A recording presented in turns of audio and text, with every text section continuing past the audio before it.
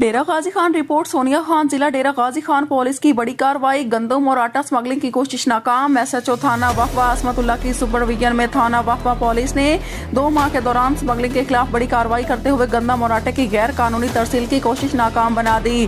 Police ने कार्रवाई के दौरान 2 गाड़ियों को कब्जे में लेकर बड़ी मिकदार में गंदम और आटा बरामद कर लिया। पुलिस के मुताबिक कार्रवाई में 2240 मीट्रिक टन गंदम बरामद कर ली गई, जिसकी मालियत तकरीबन 26 करोड़ 88 लाख रुपए बताई गई।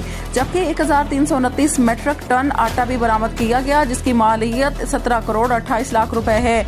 बरामद होने वाली मजमूई अशिया की मालियत 44 करोड़ 14 लाख रुपए से ज्यादा बनती है। पुलिस ने कानूनी कार्रवाई करते हुए मुलजिमान के खिलाफ मुकदमा दर्ज कर लिए और जब्तशुदा माल को मुतलका हुकाम के हवाले कर दिया गया। पुलिस हुकाम का कहना है कि अवाम के जान और माल का तहफ़्फ़ुज़ और जराइम के खात्मे के लिए कार्रवाइयाँ जारी रहेंगी और स्मगलिंग में मुलव्विस अनासर के खिलाफ बिला इम्तियाज एक्शन लिया जाएगा।